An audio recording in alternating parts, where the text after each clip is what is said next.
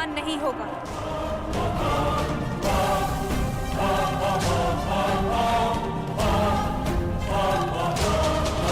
परंतु क्यों?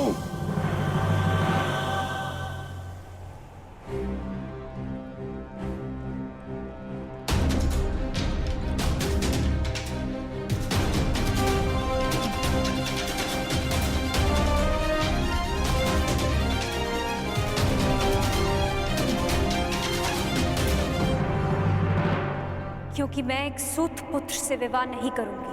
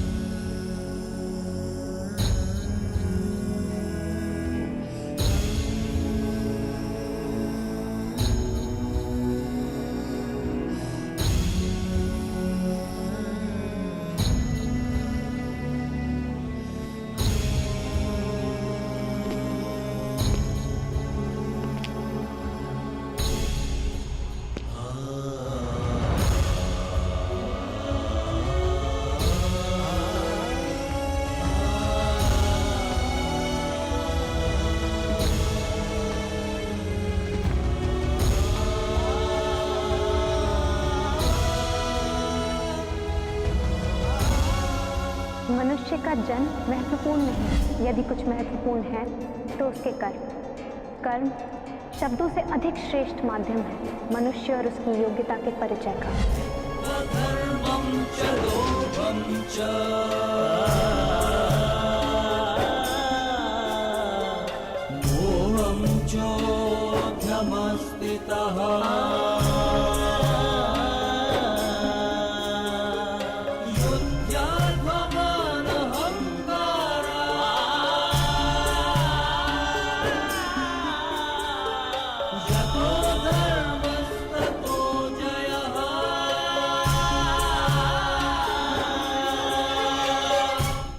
बधाई हो याज्ञसेनी, आज आपने सिद्ध कर दिया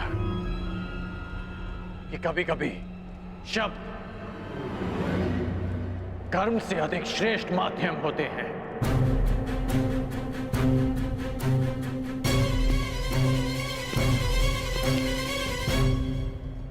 व्यतीत ना होकर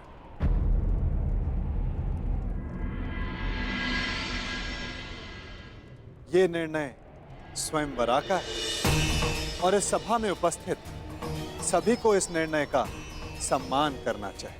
बस!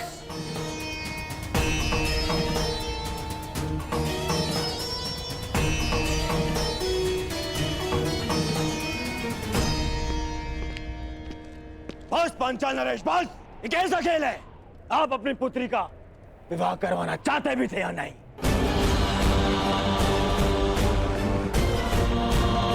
केवल अपने मनोरंजन के लिए आपने स्वयंवर रच लिया।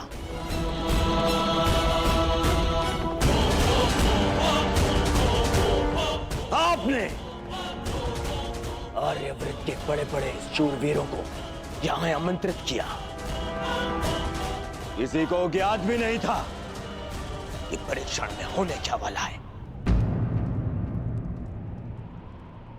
फिर एक विचित्र सी शर्त रख दी आपने स्वयंवर की, और जब अंगराज इस परीक्षण में सफल होने वाले थे तो आपकी पुत्री द्रौपदी ने इन्हें रोक दिया।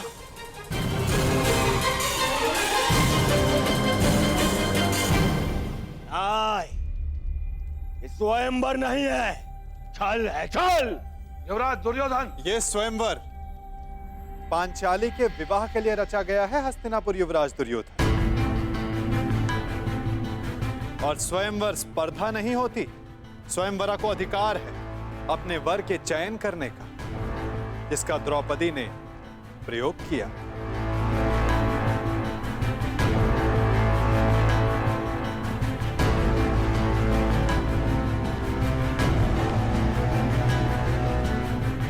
और रही बात छल की राजकुमार दुर्योधन, तो छल किसने किया, कहां किया, कब किया, उस विषय में कदाचित आप इस भरी सभा में बात नहीं करना चाहेंगे, है ना युवराज दुर्योधन?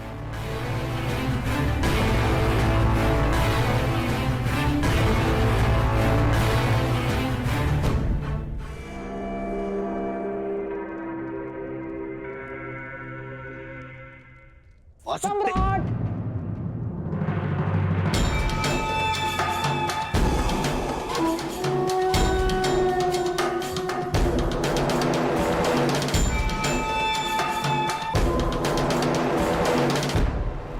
मैं यहां उपस्थित सभी राजवंशियों की ओर से कुमारी द्रौपदी के निर्णय का समर्थन करता हूं।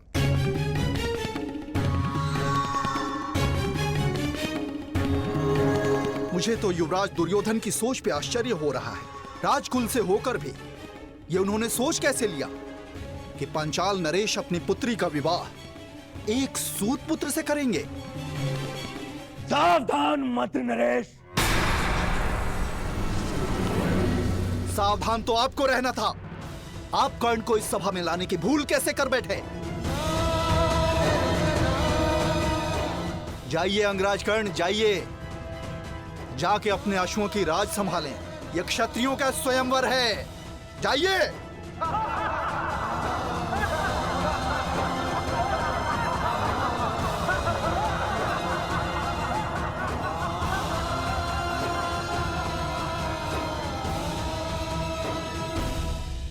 हाँ, हाँ, हाँ। मैं एक सूत पुत्र हूं।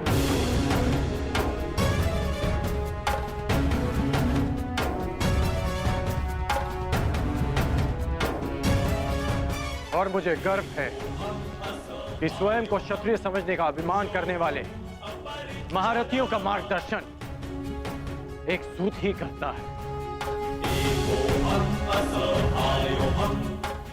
पथ निर्धारित करने वालों को यह नहीं भूलना चाहिए, जो खड्ग और गदा हाथ में लेकर वो वीर होने का दम भरते हैं, उसे कोई क्षत्रिय नहीं, एक लोहार बनाता है।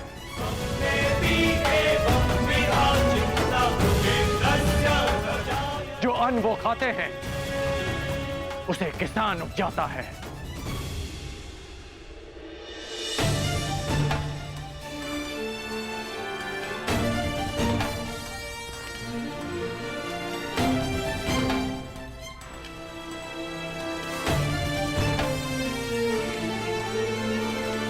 मैं मेरा उपहास उड़ाने वालों से व्यथित नहीं हूं, क्योंकि मैं इनकी सोच वर्षों से जानता हूं।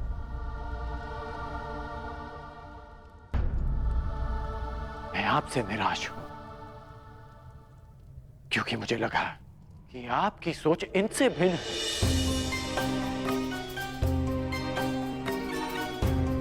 इस अपमान को सहने की क्षमता स्वयं में लाने के लिए मुझे वर्षों लग गए, परंतु आश्चर्य इस बात का है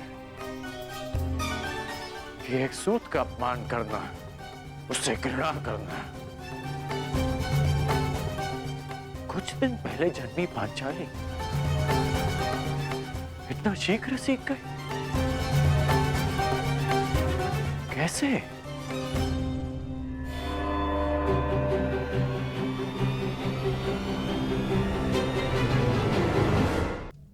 कुछ दिन पहले जन्मी पांचाली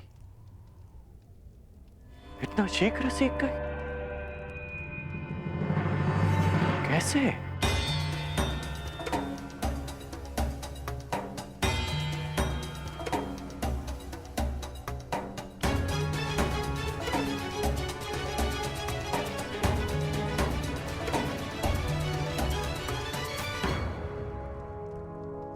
कुछ दिवस पूर्व किसी ने मुझसे कहा था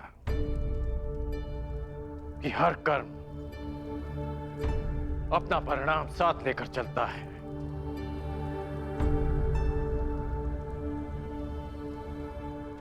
तो सुनिए याज्ञसेनी कि जो आज आपने मेरा अपमान किया, उस अपमान का परिणाम आपको अवश्य मिलेगा।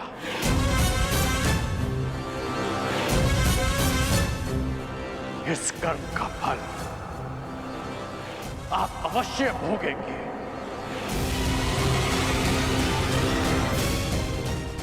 आपके शब्दों के गूंज का नाद जीवन भर आपको सुनाई देता रहेगा। स्मरण रहे।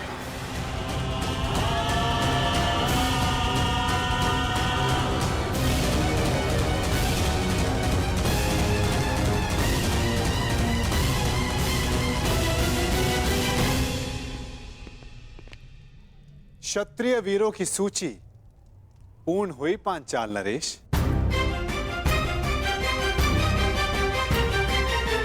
प्रतीत होता है कि अब और कोई नहीं जो इस परीक्षा में सफल हो सके। तो क्या स्वयंवर निरस्त कर दिया जाए पांचाल नरेश? नहीं केशव, यदि स्वयंवर निरस्त कर दिया गया तो पांचाल का बड़ा अपयश होगा। कोई उपाय सोचिए।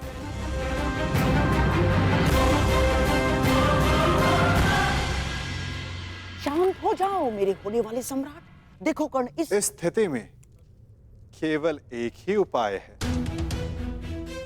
स्वयंवर संपन्न हुआ, हमें यहां से चलना चाहिए। कि स्वयंवर सर्वसाधारण के लिए खोल दिया जाए।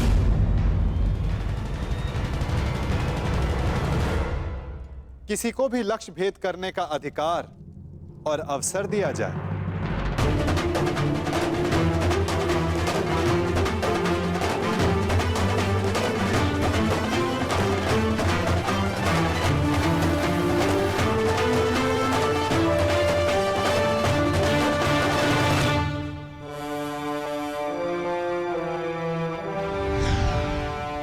इस स्थिति में केवल एक ही उपाय है।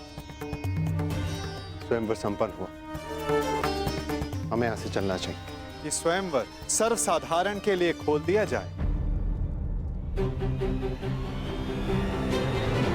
किसी को भी लक्ष्य भेद करने का अधिकार और अवसर दिया जाए।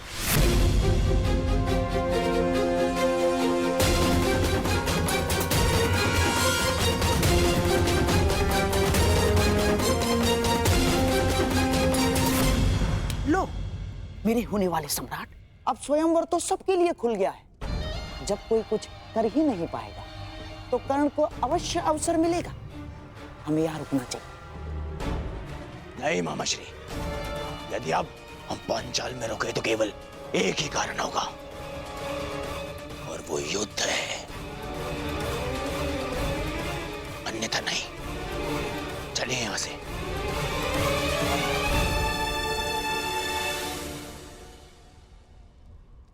अब तो स्वयंवर सबके लिए खुला है, फिर भी कोई समक्ष नहीं आ रहा। क्या मेरी पुकार योद्धाओं तक नहीं पहुंच पा रही?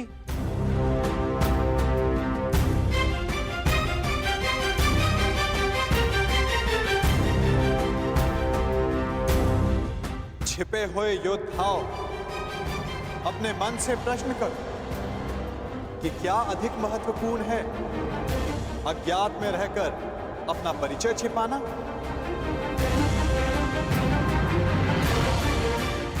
पराक्रम से अपना अधिकार पाना, अपनी श्रेष्ठता सिद्ध करना? क्या कोई योद्धा नहीं जो ये लक्ष्य साध सके? क्या किसी की भुजाओं में बल नहीं? यदि है तो मैं उसका आवाहन करता हूं। अर्जुन, आगे बढ़ो।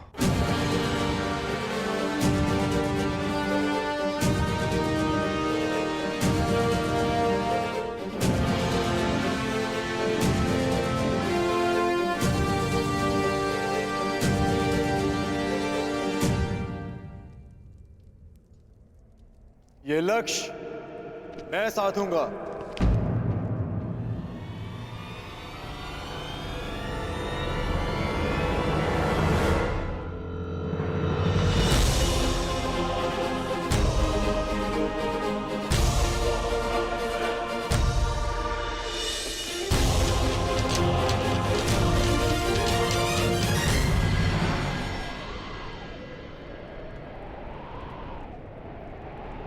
जब वो क्षण आएगा तुम्हें स्वयं अनुभूत हो जाएगा सखी।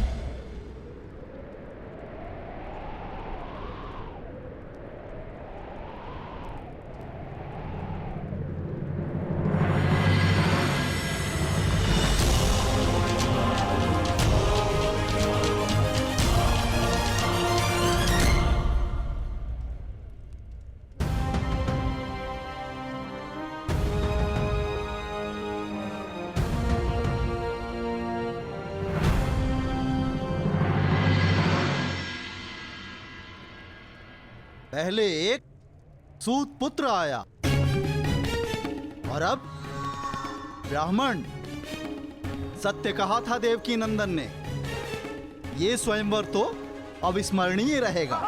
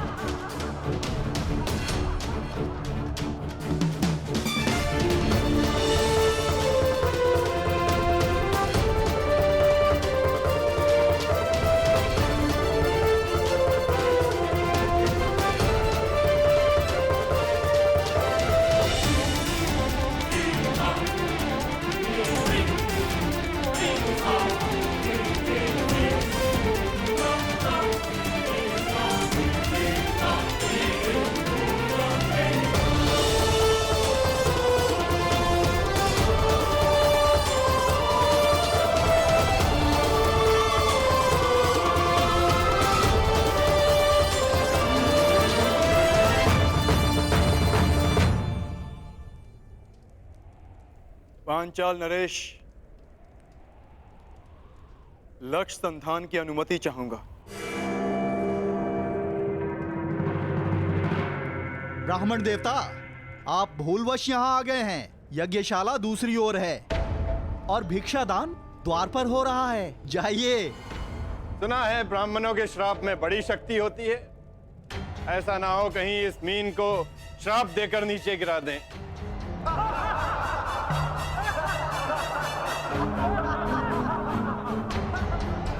ब्राह्मण युवक, क्या तुम विवेक से यह निर्णय ले रहे हो? कदाचित तुम्हारी शिक्षा दीक्षा, पालन पोषण इस परीक्षा के अनुरूप नहीं है। यहां उपस्थित सारे योद्धाओं का परिणाम तो तुम देख ही चुके हो।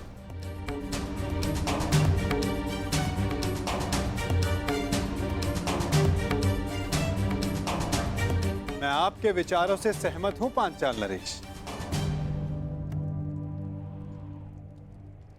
परंतु ब्राह्मण के बल पर संदेह नहीं करना चाहिए।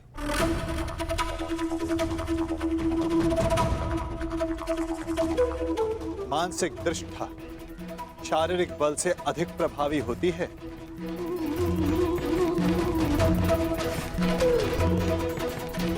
दिव्य अस्त्र का आवाहन करने वाले मंत्र ब्राह्मणों की शक्ति होती है। और फिर श्री परशुराम भी ब्राह्मण ही तो हैं। क्या उनकी शक्ति पर किसी को संदेह है?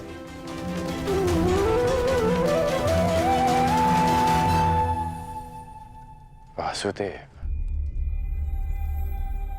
इस युवक को अनुमति दिलाने के लिए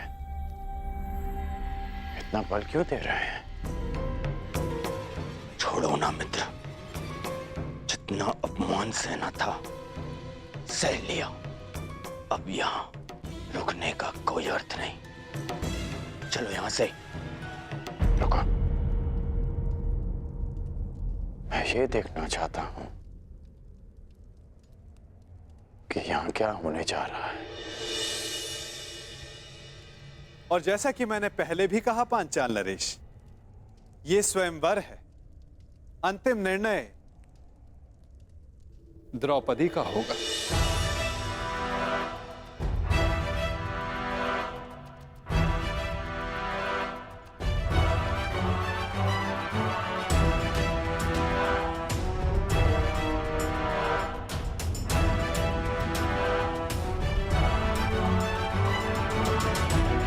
याज्ञसेनी, क्या तुम इस ब्राह्मण युवक को अपना कौशल सिद्ध करने का अवसर देना चाहोगी?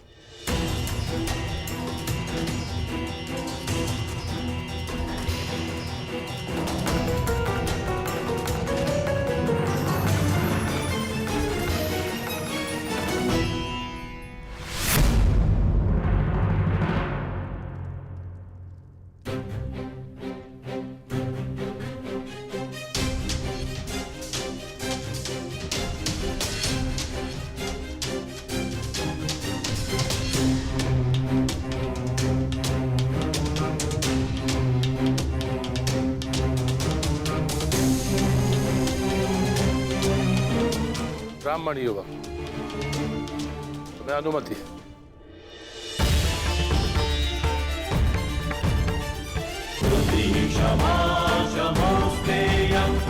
शौचमिंद्रिय निग्रह